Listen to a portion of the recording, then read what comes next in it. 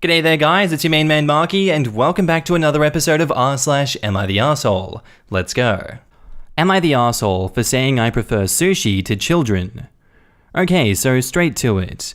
My husband and I, both in our early 30s, have been together for over a decade and made the decision to not have kids. I like kids. I have nieces and nephews. We just don't want them for our own reasons. He had a vasectomy, which only a few people know about. Our families are aware that we don't want kids, as they've asked this before during different major life events. Our wedding, for instance. We recently bought a 3-bedroom home with a nice yard in a nice area. Excited to show our new home to family and friends. Major upgrade to our previous home. We hosted a housewarming. During the party, one of my sibling-in-laws, Alex, made a few indirect comments about all this space, and kids would love it in our new house, etc. Eventually, they asked point blank when we were having kids. I made a light-hearted joke about it, which is my go-to for this question. Oh, well, I like sushi too much to have to give it up for a pregnancy. Plus, not drinking for pregnancy and breastfeeding? No thanks. I tried to make it very light-hearted and laugh it off. Most people just laughed along. That seemed to anger Alex, and I was told, children are a joy, and a good mother puts her kids before everything else. I agreed, children are a joy. I like spending time with the nieces and nephews, and obviously I can't be a good mum if I chose sushi over kids, so I just won't be a mum. That's paraphrased. Still trying to brush it off in a gentle way because I'm not trying to start a fight by telling them to stop asking in front of everyone because I know my tone will be seen as rude and abrasive. We move on, but Alex is still annoyed and making little comments in their group about how flippant I am about it and how when it finally happens, then I'll understand. My husband heard this and said jokingly, well, if she gets pregnant, that'll be a problem for the divorce lawyers. That seemed to piss them off more, but they stopped. With holidays coming up, we have not been invited to Alex's usual Halloween bonfire. When husband spoke to his parents, they told him that Alex was annoyed that we were so careless and callous about our child-free status and to say what we did, and they realized that we had taken permanent steps to ensure that we never had kids. That we know they had to do IF, or I'm guessing IVF, to have kids, etc., and we are assholes to just not care. I feel bad because they did do IF and lots of fertility treatments to have their kids, and even then, they still had a few miscarriages. I can't imagine wanting kids and struggling to have them, and then to deal with miscarriages. But at the same time, I am so tired of justifying living my life how I want. Am I the arsehole? And now in the comments, not the arsehole. A good mother puts her children before anything else is a really weird thing to say to someone who isn't even a frickin' parent. Yet, your non-existent children have more rights than you, an adult very much alive woman. Alex probably. Not the arsehole. Just because they had difficulty having children, they don't get to judge you for choosing to not have children. Regardless, they also don't get to bring up the topic then act hurt when you give an honest, non-offensive answer. I empathize with people who have difficulty having children, but that empathy stops the moment they start acting like the rest of us are obligated to have kids simply because of their problems. You don't get to be mad or offended by someone else's choices not to have kids, and especially not when you are the one who keeps bringing the issue up in the first place. Often, if everyone else around them is pregnant, they're mad about that too. Not the arsehole. My go-to funny answer to that question is, I also like dolphins, but I don't have one of those either.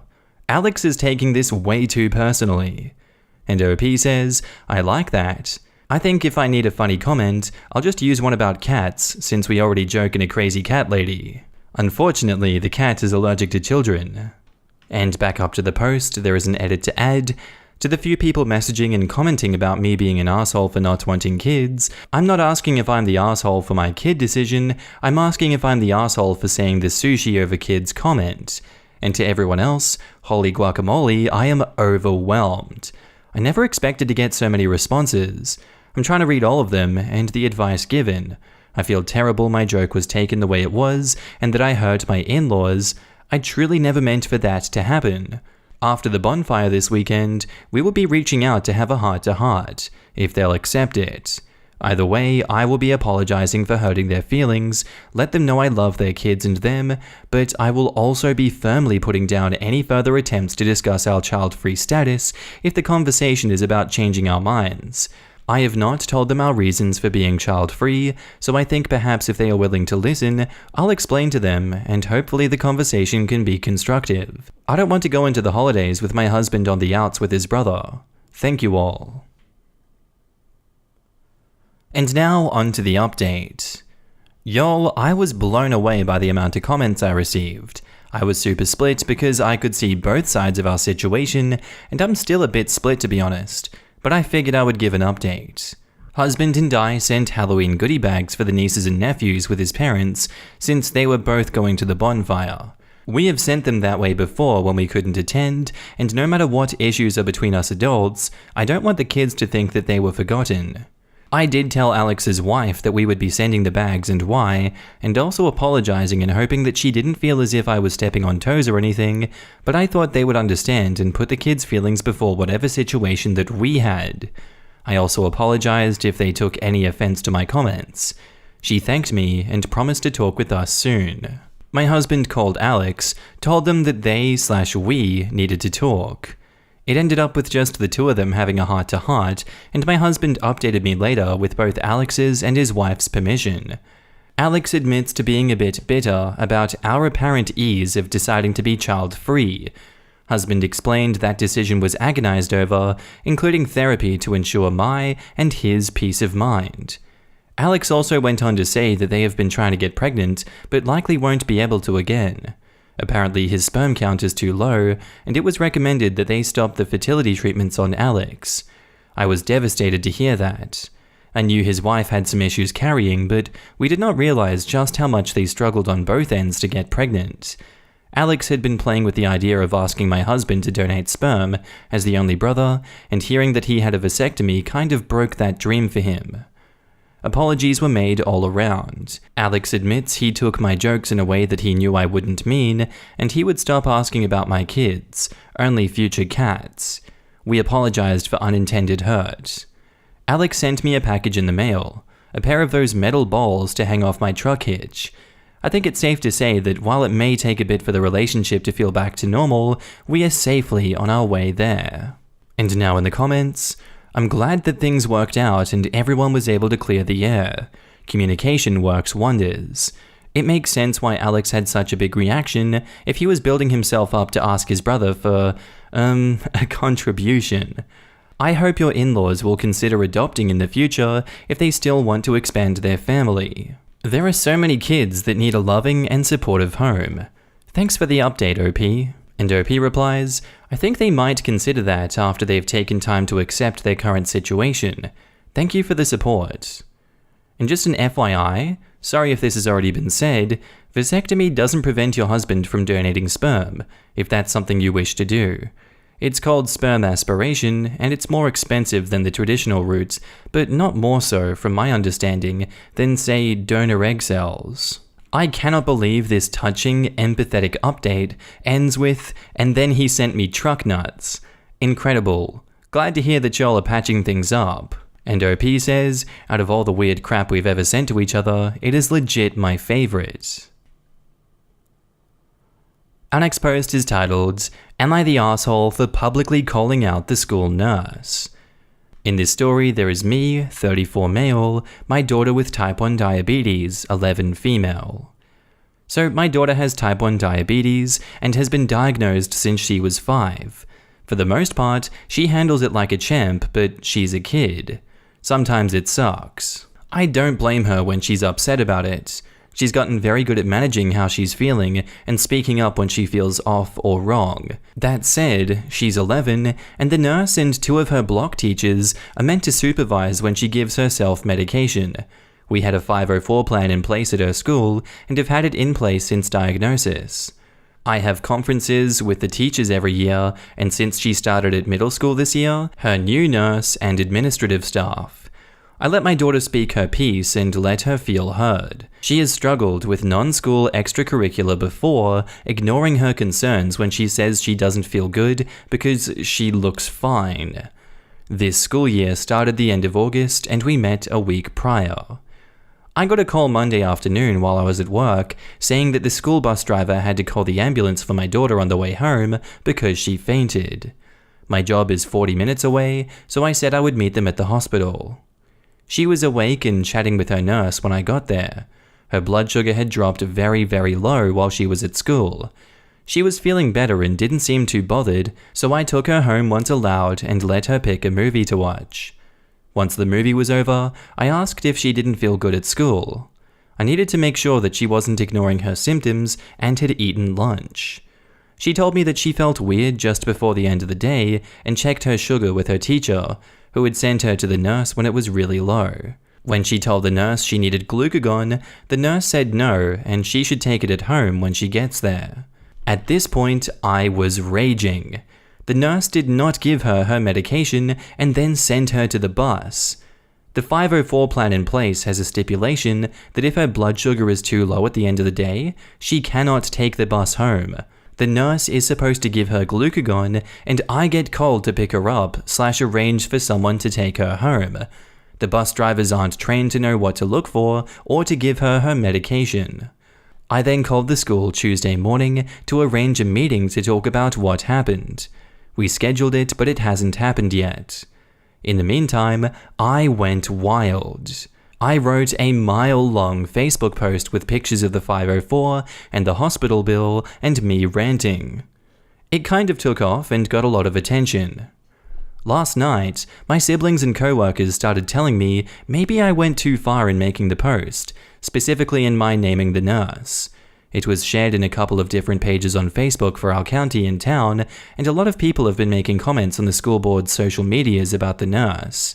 A lot of the outrage comes from other parents with the kids on 504 or IEP plans. Am I the asshole for calling out the school/nurse? And now in the comments, not the asshole. The nurse neglected a medical plan and your daughter got sick because of it. I would do the same thing. If she can't care for the children and do her job, then she doesn't need to be a nurse. Exactly. You try to kill someone, you deserve to be named and shamed. If anything, OP didn't go far enough. Not the asshole, OP. Not the asshole, and OP might be saving lives by putting this out there. What happens if a kid has an allergic reaction or an asthma attack, and this nurse decides it's not a big deal? She's already shown that she doesn't care about 504s, so she deserves the public dragging. And also, what is it about working as a teacher/school nurse that seems to attract some sadistic people? Not that they're all like that, it's a minority, but nursing, teaching, law enforcement, and being a doctor all seem to attract way more assholes than your average job. I mean, I know it's the power they get, but still, you'd think they could screen applicants for stuff like that. Not the asshole. The nurse was wildly irresponsible for sending a child with a low blood glucose level anywhere, never mind onto a bus. I would have reacted exactly the same way. She put your baby's life at risk, and that is the worst distress someone can cause a parent. That said, just double check with someone in the know to make sure that there are no potential legal ramifications to your post. Perhaps put a disclaimer post out to say that you are speaking to the school and the result of that is pending just to cover yourself. And OP replies, her name is on the school's website as the nurse, but I don't know if that changes anything. Exactly. Plus, most US states have publicly accessible registers of nurses online, New Jersey and Massachusetts coming to mind. All you really did was save others 3 or so steps in the research process. Not the asshole, Jesus freaking Christ. This is the second type of post that I've seen about school staff blatantly ignoring 504. You do not mess with the ADA. Facebook and social media are going to be the least of the school's concerns after this. They can get sanctioned or worse from letting this stuff slide. I would not be surprised if the school nurse got canned after this, and she should be. I definitely agree with not the asshole. People just like to gloss over that the child could have died. It is not on OP to care if she keeps her job or not. OP's job is to safeguard her child. They put these rules in place to ensure that the child is taken care of, but unfortunately there is always one person who thinks they know better. Let them face the consequences of her actions. And now on to the update. In short, the nurse was fired. She was reported to all necessary persons by myself and the school. My daughter is fine, she is in a new school. We are reviewing her treatment and the school plans with doctors. That day, my daughter's last block teacher had gone to the nurse to check in on her because she knew her sugar was too low to go on the bus. She didn't see my daughter there and asked the nurse, who told the teacher that she had dismissed her to the bus. Internally, the teacher reported the nurse before I even knew what had happened. My lawyer came to the meeting with me.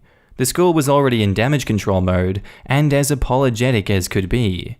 They let me know the nurse was put on leave by the next morning. Their lawyer came with an offer to pay the medical bills. He talked about how they would be meeting with the teachers' union so they could properly move forward with the nurse's dismissal. My lawyer and I left, and he said that they were doing everything they could not to have me sue them. I chose not to sue so long as they covered the hospital bills and damages. For those who asked about the glucagon injection without her passing out, that day, her vision went black, she was dizzy, and she was stumbling once in the nurse's office.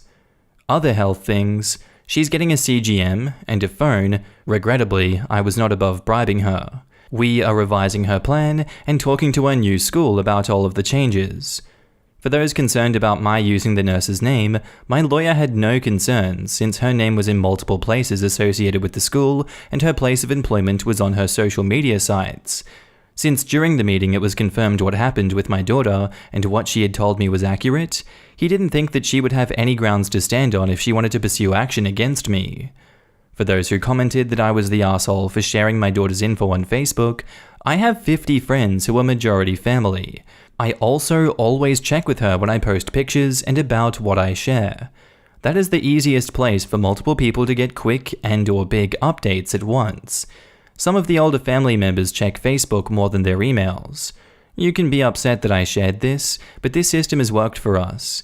Family gets updates of what she's okay with them all knowing. I didn't think my Facebook could share my post, but my privacy settings were open. That has since been fixed. And also, since a few asked, I am my daughter's only parent. Her mother gave up all rights and no longer lives nearby, which is why she is not in the list of emergency contacts. For obvious reasons, I am still upset about it all, but my daughter is acting as if nothing ever happened. She is fitting into her new school well, and she's as happy as ever. Now in the comments, I'm glad to hear this. I'm glad the school did the right thing. If it were me, I'd get that teacher a gift card to Barnes & Noble, Starbucks or Amazon. I'm actually a little sad that you moved your daughter to a different school. She had a teacher who cares enough to check on her in the nurse's office, and the school was proactive about making it right. Bad things happen, but the willingness to address it and fix it is what's really important. And a teacher who goes out of her way to check on her students is worth her weight in gold. Wow, so glad your daughter is okay. She sounds like a real trooper and a special young lady. And to the nurse? What the hell? How in the world did she think it was okay to override a plan in place and send her home in that condition? She obviously should not be in that medical supervisor role. I wonder what her reaction was when she found out your daughter ended up blacking out and in the hospital. Anyway, glad that you pursued this with vigor and that the situation has been as rectified as it can be currently. Best wishes for you and your girl. I guess this is as good as it can get, although I still think the nurse should lose her license. But good for you for standing up for your daughter. Good for her that you did too. And that she attends a different school now, and good for the school to get rid of the nurse. With her record now, I would imagine it's almost the same. I hope no one wants to hire that. And that about does it for me, guys. I hope you enjoyed the episode. As always, I hope you're having a bloody good day. Whatever you're up to, I hope that you do it well. And I also hope that you're drinking water and staying sane in this crazy world. I'll see you in the next episode. Bye.